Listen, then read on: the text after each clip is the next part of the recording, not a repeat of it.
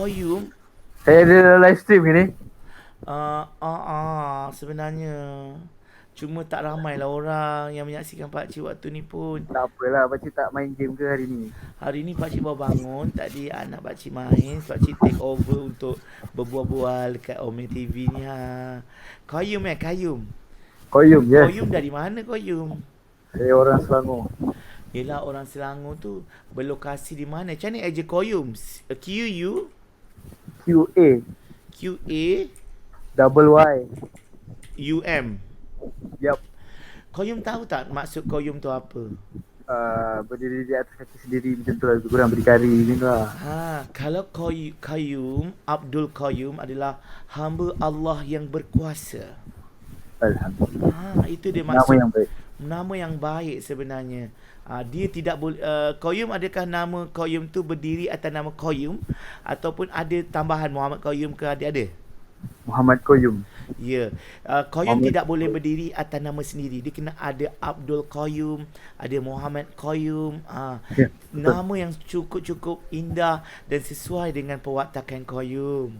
Alhamdulillah, Qayyum ada janggut misai yang sempurna, bibir yang merah ba'da 5, hidung yang mancung, pipi pauh dilayang, perfect dengan rambut ikal mayang mengurai. Jadi pakcik nak tanya, apakah perasaan Qayyum menjadi diri Qayyum sekarang? Kalau diberikan markah 10 markah, berapa Qayyum nak bagi kepada diri Qayyum secara jujurnya? Jujur. 9 lah. 9. Qayyum nak tahu tak dulu pakcik pernah bagi diri pakcik 2 markah saja. Kenapa?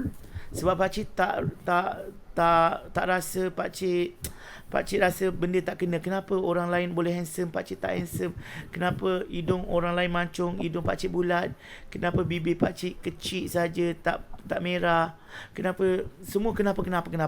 Dan satu hari Qayyum, bila mana pakcik mendapat satu dugaan, iaitu pakcik tidur. Bila pakcik tidur, pakcik kebas bahagian muka kanan pakcik ni. Bila kebas, pakcik tengok, kenapa tekan-tekan tak ada rasa? Tak ada rasa ke ada? Tak ada rasa langsung. Picit-picit pun tak ada rasa.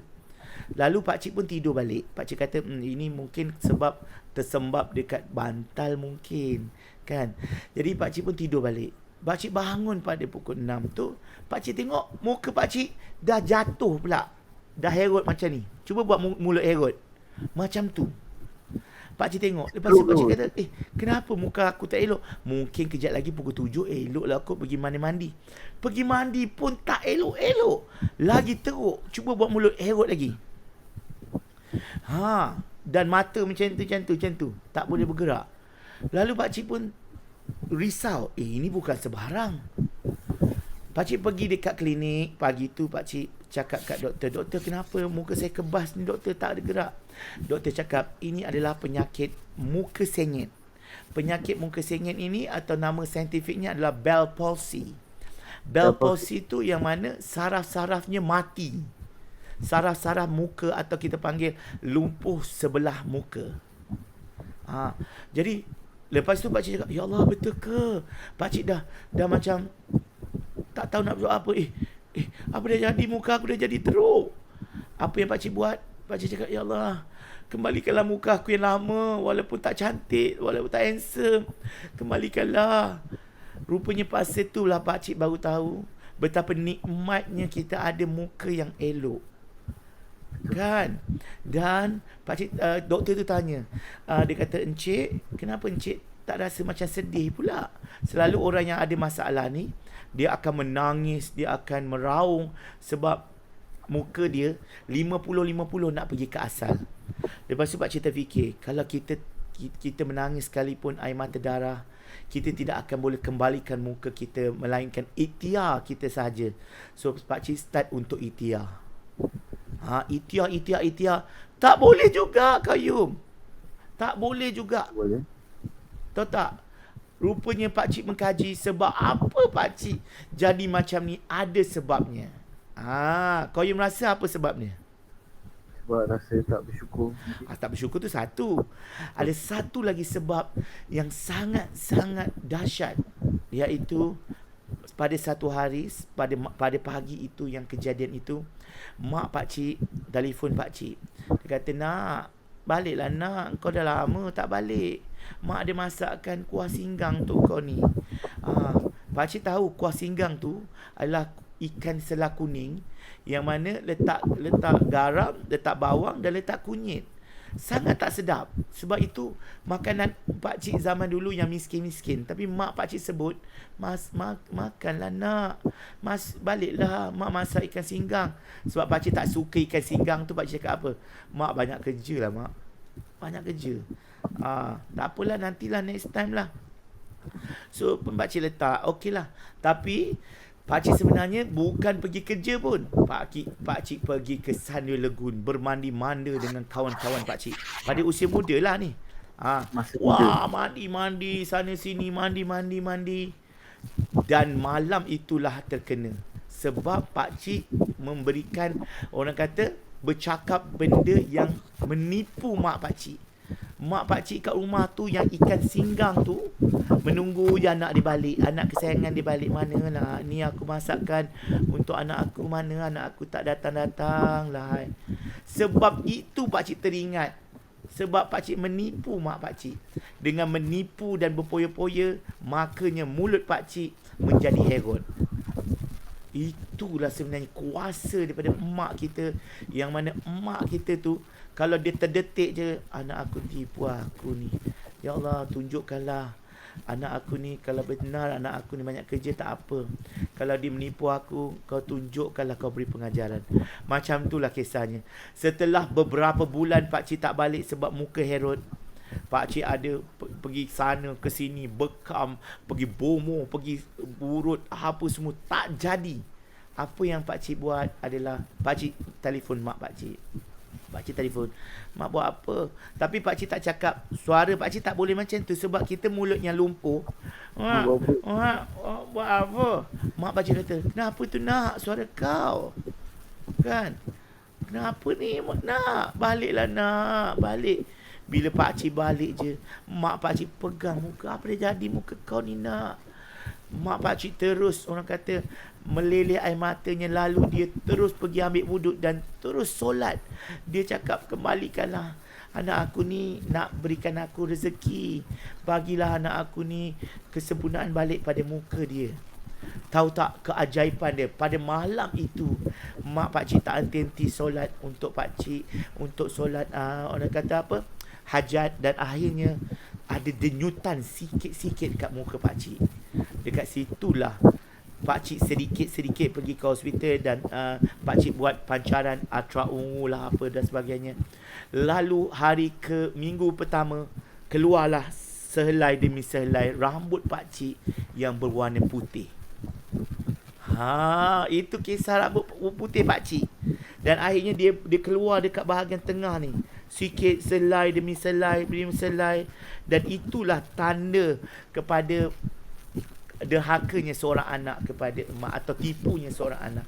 Tapi pakcik akan dapat baliklah wajah pakcik yang sedia kala. Dan sejak tu pakcik tahu, macam mana pun orang cakap tentang pakcik, pakcik sayang diri pakcik. Kalau diberikan 10 markah tadi Qayyum, kita cakap perfect kesempurnaan tu Qayyum. 11.10. Yes, perfect ciptaan kita. Sebab Qayyum, that's why pakcik tengok Qayyum dah perfect dah. Pakcik pun anggap diri pakcik perfect. Perfect dari segi penciptaan pakcik. Kita, orang Indonesia, Soekarno ya, pemimpin Indonesia cakap, kalau kita nak berjaya, jangan dibilang apa yang kita tidak ada. Kita bilang apa yang kita ada. Nampak situ. Qayyum mengangguk dia tadi lagi. Saya tak nak potong. Itu pakcik nak cerita tentang kesempurnaan. Hari ni pakcik jumpa dengan Qayyum yang nampak sempurna, nampak everything perfect. Jangan ada rasa, dan mungkin orang yang menyaksikan pakcik waktu ni, kalau menyaksikan pakcik waktu ni, jangan rasa diri kita tak sempurna. Even though kita dapat malapetaka, kita hilang jari, kita hilang mata, kita tetap perfect. Sebab kita kena bilang apa yang kita ada. Jangan bilang apa yang kita tidak ada. Salam Muklis. Apa nak sedih pula? Ya Allah, sedih apa? Aku yang sedih. Jadi sekarang ni sebenarnya pakcik bila tengok rambut pakcik yang semakin putih, sebenarnya pakcik tidak setua tu. Pakcik masih muda sebenarnya. Cewa. Sebab first time cerita back story. Kalau first time sumpah auto nangis. Kenapa pula? Itulah dia mancung. Umur pakcik berapa? Umur itu Rahsia? rahsia. Sebab salah satu kita nak menjaga seri wajah adalah jangan bagi tahu umur. Betul Alhamdulillah. Dah ramai. Betul. Qayyum kita bak kata baihaqi. Sentiasa sebut alhamdulillah, ya Allah, syukur nikmat yang kita ada. Hari ni pun kita bangun tadi, kita dah dapat nafas. Dulu pakcik sakit dada tau. Sekarang pakcik tak sakit dada dah. Mungkin sebab pakcik aktif kan, mungkin ada sikit jaga pemakanan dan sebagainya. Sekarang alhamdulillah apa yang kita dapat ni kita masih okey lagi. So Qayyum pakcik nak tanya, Qayyum berada di lokasi mana ni? Lokasi macam mana? Rumah kat mana Rumah macam tu? kat mana lah? Tapi saya bagi tahu bandar lah. Oh yo. Bukan bandar lah. Saya Kajang.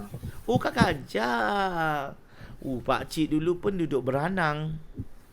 Oh, kat Semenyih sana. Kat Semenyih, Beranang. Pakcik Kajang tu bak kata orang dulu Beranang ni tempat kampung. Jadi kita nak pergi bandar, nak main internet, pergi dekat Kajang. Cyber cafe dekat Kajang. Bayangkan, just imagine kan. Betul semua. So kau yang hari tak kerja ke? Saya je lagi pukul 9 yang kena gerak kerja. Oh, pergi kat mana? 9 lah. Saya set up Set up laptop semua. Shooting punya ni lah, props. Broadcasting. Ya. Wow. Nampak gadget dekat telinga tu pun nampak. Tak ada nampak lagi. Ni. Pinjaman. Pinjaman je. Pinjaman, ya Allah. Adik saya punya. Oh, habis duduk dengan family lagi? Duduk dengan family lagi. Kau yang tak nak berada dalam rumah yang lain daripada rumah family? Saya kalau boleh nak, tapi saya arwah ayah saya baru pergi seminggu 3 hari. Oh, baru seminggu. Baru seminggu 3 hari. Saya nak teman mak saya dulu lah. Yes, itu je. Kena macam tu. Sebab dalam proses tu orang kata belum lagi mungkin dan edar dan sebagainya. Kadang-kadang kita mak ni bukannya memerlukan apa, dia memerlukan bahu saja. Walaupun dia tak pegang bahu, tapi dia nak ada orang dekat rumah tu. Eloklah Qayyum duduk sini. Habis sebelum ni Qayyum duduk mana? Memang duduk sini pun. Eloklah, lagipun anak second last Saya anak sulung. Anak sulung. Eloklah tu anak sulung, ketua keluarga. Sekarang Qayyum yang memimpin keluarga. Adik-beradik lain? Adik-beradik ada kat rumah. Berapa orang? 4. Orang saya 4 lah macam tu. Okeylah Qayyum. Jadi pakcik sebelum pakcik nak pergi kerja ni, pakcik nak tanyalah satu perkara lagi, boleh? Yang ini kali ni Qayyum yang kena. Sebab pakcik ada masih punya mak dan ayah. Bayangkan pakcik ada mak ayah lagi. Pakcik dah tua ni pun ada ayah dan mak dan ada atuk lagi. Atuk pun ada. Saya dah tak ada semua. Ayah. Pakcik nak tanya istilah kehilangan. Apa yang Qayyum bila dapat tahu tentang kehilangan ayah? Apa perasaan Qayyum masa tu? Memanglah sedih, tapi apa yang Qayyum terfikir? Saya masa tu saya punya location saya kat Pahang. Ayah dekat Kajang. So saya macam masa tu belum pergi lagi, saya dapat tahu macam jantung dia berhenti sekejap. Oh, macam tu. Terus saya minta balik. Tapi dalam perjalanan balik tu baru arwah dah pergi. Dia sakit ke? Sakit jantung ke? Mula-mula buah pinggang. Lepas start dialisis, terus paru-paru je kita kuman. Oh, jadi memang ada dekat hospital. Oh, jadi adik-beradik bagi tahu jantung dia dah tak bergerak dan sebagainya. Jadi maknanya Qayyum dah ada sedikit persediaan juga. Macam tak tahulah bapa aku macam mana, macam tu kan. Saya dah fikir macam tu lah. Jadi kalau macam tu adik-beradik lain macam mana? Dia boleh terima ke ataupun Qayyum boleh terima lagi kenyataan kehilangan tu? Saya mula-mula tak boleh terima juga. Tapi lama-lama kan, dah lama ada sakit dalam 2 tahun. Oh macam tu. Jadi apa benda yang yelah, apa yang Qayyum boleh ingat pesan ataupun nasihat? Kalau pakcik dulu, pakcik ingat bapak pakcik berpesan kalau tak nak sekolah, kalau nak jadi macam ayah, jangan sekolah, duduk je, jangan belajar, jadi macam ayah, Pak Gad. Jadi kalau macam Qayyum, Pesan jaga yang lain elok-elok, jaga sebelum pergi lah, dia suruh jaga semua. Lepas tu kalau dia kata kalau nak buat sesuatu, buat betul-betul macam tu. Sebelum macam tu dia cakap macam mana tu? Dia cakap direct ke ataupun dia cakap direct masuk sebelum dia pergi. sebelum masa dia sakit tu dia cakap macam tu? Masa dia sakit. Oh, jadi elok Qayyum duduk dekat rumah tu. Telefon okey kan. Tak ada masalah, duduk boleh juga. Pakcik sebab pakcik dulu awal-awal dulu memang mengembara sana sini sebab bekerja. So Qayyum dah rumah dekat kat Kajang dan kerja okey lah kan. Jadi berapa lama tu teringat-ingat arwah, berapa lama? Sampai sekarang. Sampai sekarang teringat kan. Kadang-kadang orang kata yelah, kita tahu kan, mungkin orang kata kalau masih baru ni dia masih ada lagi mungkin yelah, kita tak tahu roh dia masih mungkin orang kata 40 hari kan, masih menengok keluarga dia dan sebagainya kan. Jadi kan kalau apa cita-cita ayah kepada Qayyum yang Qayyum akan realisasikan?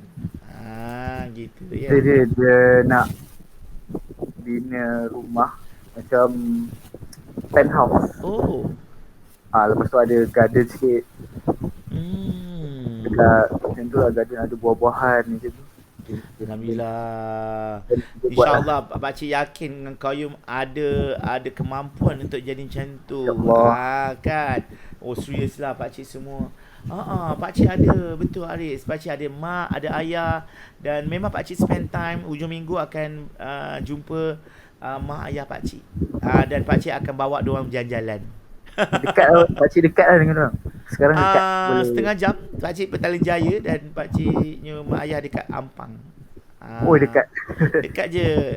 Dan orang kata pakcik takut juga.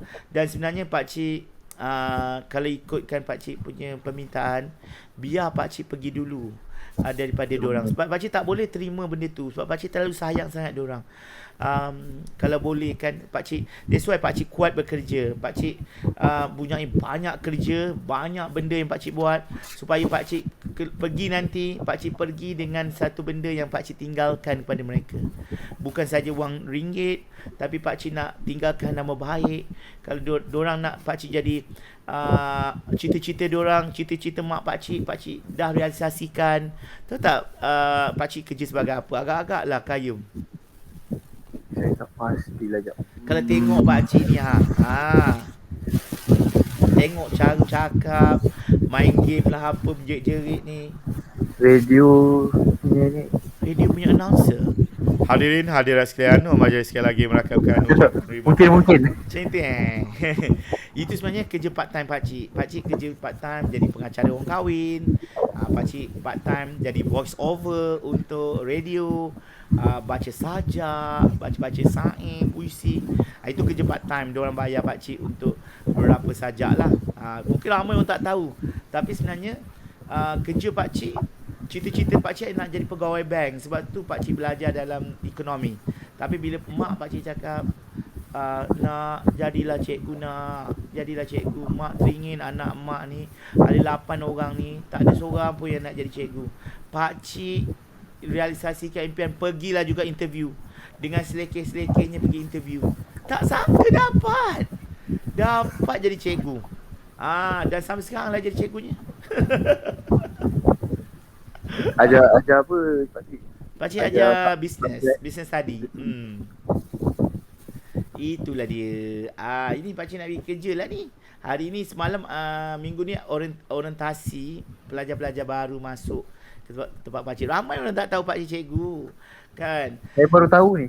Itulah Saya dia. masuk je live stream selalu tapi Selalu pakcik takkan nak bagi tahu. Pakcik selalu orang tanya pakcik kerja apa, tukang kebun, penerbit getah. Pakcik tak nak cerita peribadi pakcik. Pakcik tak nak kaitkan. Pakcik nak orang menilai sendiri pakcik dalam kacamata orang. That's why pakcik kena tanya juga kadang-kadang apa yang pandangan orang kan. Dan sebagainya tu. Pakcik seorang cikgu sebenarnya sebab itu impian mak pakcik. Sebab setiap mak ni dia ada kisah dia. Sebab apa dia nak sangat anak jadi cikgu? Sebab kakak pakcik nombor 1 macam Kayum, anak sulung, telah dicubit oleh cikgu masa darjah 1, kakak pakcik. Dicubit. Lepas tu kakak pakcik ni meronta-ronta sebab takut dengan cikgu. Akhirnya kakak pakcik ni terhantuk kepalanya dekat dinding. Lalu gegaran di otak. Dan gegaran di otak sehinggakan dia bebal. Dia punya fuse dia tercabut. Pada darjah 3 dia tak boleh lagi baca, tak boleh ABC tak kenal, dan doktor sahkan anak makcik ni pada usia darjah 1 dia ada gegaran di otak mungkin. Dan mak pakcik teringat, betul dulu ada kepala anak saya ni berdarah. Dan sejak itulah mak pakcik nak anak dia salah seorang jadi cikgu yang paling baik di dunia, mengajar anak-anak bangsa. Jadi pakcik akan represent adik-beradik pakcik. Yang lain semua tak jadi cikgu, pakcik yang jadi cikgu. Walaupun pakcik punya cita-cita ni bukan cita-cita pakcik, tapi sebenarnya ia macam ngam-ngam dengan pakcik. Kan, pakcik buat apa saja dipermudahkan. Pakcik masuk jadi anugerah setiap tahun ni anugerah aja. Anugerah pendidik terbilang lah, pendidik cemerlang lah, inovasi terbaik lah apa. Padahal pakcik tak ada buat lah kerja hebat sangat pun. Tapi ada. Sebab itu kadang-kadang ibu punya doa ni sangat makbul. Orang kata Kayum ada satu lagi harta yang paling bagus tau. Paling bagus, doa yang paling mustajab, iaitu mak kita. Sebab anak lelaki ni dengan mak ni connection yang sangat kuat. Kalau kita tutup mata dan kita terdetik, kita bayangkan mak kita kat mana, kita boleh sampaikan mesej kepada mak. Sebab anak lelaki sebenarnya yang boleh sampaikan benda tu kat mak. Itulah dia yang dikatakan syurga di bawah telapak kaki ibu. Aku ni macam berceramah pula dah. bagus lah, saya suka mendengar. Yelah, mengangguk-ngangguk. So cakap bila lah pakcik nak next ni, bosan pula aku kan. Tak, saya dengar. Tangan saya kat bawah ni, kat sini. Dah 7.39 pakcik nak pergi kerja ni. Terima kasih Kenu Ahwi. Assalamualaikum, salam Jumaat pakcik. Terima kasih 50 starnya. Ya Allah, dapat pula orang bagi starnya. Pin satu Pagi-pagi kali dah dapat. Apa dia? Pagi-pagi dah masuk rezeki lah. Pagi-pagi masuk rezeki. Sedih aku pakcik. Kenapa Miro nak sedih? Janganlah sedih. Apa nak sedih? Sedih yang mana? Sedih tengok Kayum ke apa? Itulah dia. Okey, mancung apa stream 19 Januari tu? Time stamp 25 apa benda tu? Kalau minat boleh reply. Justin, terima kasih. Waalaikumsalam. Okey Kayum, pakcik nak gerak dulu. Pakcik doakan setiap apa yang Kayum buat tu kan. Kadang-kadang kita pun dengan mak kita kan, kita kadang-kadang tak biasa nak minta dia doakan kita kan. Jadi kadang-kadang kita cakap je macam mak, ini panggil apa, Along Koyum juga. Mak, Koyum nak buat ada kerja ni mak, doakan. Macam tu je. Simple macam tu. Sebab pakcik dulu berat tau nak minta doa daripada mak. Dan satu hari pakcik ada satu peristiwa sangat getir, iaitu pakcik masuk pertandingan sajak. Pertandingan ni first time pakcik masuk. Pakcik tak tahu nak buat apa lagi dah. Dah habis dah yelah, kita dah ikhtiar, kita dah minta dekat Allah semua, tapi kita tak minta kat mak. Dan pakcik telefon mak pakcik. Mak, pakcik panggil diri pakcik kita. Mak, kita nak masuk pertandingan sajak ni mak. Ya, kenapa nak? Nanti kalau menang semua mak punya tau hadiah tu. Doa-doakan tau mak. So mak pakcik cakap apa? Baiklah nak, mak doakan, mesti kau dapat nombor 1. Memang nombor 1. Memang. Dan setiap sekali itu pakcik minta je apa je, memang nombor 1. Dan berturut-turut pertandingan pakcik tu, walaupun pakcik baru pertama kali bersajak, menang dan akhirnya masuk TV. Tahu Qayyum? Menang pertandingan bersajak tu. Itulah kadang-kadang kuasa mulut mak tu. Dahsyat kan? So Qayyum, sebelum kita berpisah ni, Qayyum ada nak berkongsi benda-benda, contohnya amalan yang Qayyum buat supaya nampak muka Qayyum tenang. Muka Qayyum nampak tenang tau. Saya memang macam tu. Serius ah. Okey, apa Saya memang macam tu. memang tak pernah marah. Saya kurang lah marah. Tahu tak pakcik ni sejenis Senyum pun kurang. Tahu tak pakcik ni sejenis orang yang kuat marah. Pakcik ni kuat gaduh tau sebenarnya. Syarif, terima kasih atas tanya. Serius. Tapi pakcik kadang-kadang kontrol perasaan lah. tu, macam relax, sabar. Macam tu sekali. Terima kasih Syarif. Okey. So apa-apa pun Qayyum, akhir kata dia Qayyum. Silakan Qayyum, asyik pakcik bercakap. Semoga berjaya, semoga dipermudahkan segalanya.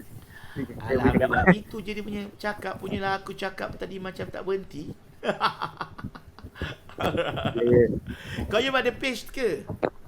Tak ada, saya biasanya orang. Takkan tak ada Instagram ke, Facebook ke, tak ada ke? Instagram. Kita nak tengok Instagram Qayyum. Saya followers. Ni IG baru je ni. IG baru je. Oh, baru lagi. Pakcik follow jap ya. Ini Instagram Qayyum. Sekejap. Korang yang menyaksikan pakcik-pakcik nak pergi dah kerja ni. Nak pergi kerja ni. Pakcik merempit je cok. 3 minit je sampai tempat kerja. NVX satu. Kan? Apa dia? Merempit. Memang pakcik, tapi pakcik tadi takut sebab dapat satu video orang tu kena gilis lori. Alamak. Yo. Qayyum yang belakang Sado tu. Serius. Mantap. Betul. Tapi tak ada apa-apa post. Saya IG baru. Oh, macam tu. Baru dalam tahun ni, macam tu, hujung tahun lepas hidup. Lebih kurang macam tu lah. Itulah dia. Okey. Okey Qayyum, pakcik akan add nanti approve pakcik. Okey Daniel pula. Okey Qayyum, jumpa lagi Qayyum di lain acara. Thank you sebab support pakcik. InsyaAllah. Jumpa lagi. Jumpa lagi. Bye. Assalamualaikum. Waalaikumsalam. Itu dia Qayyum.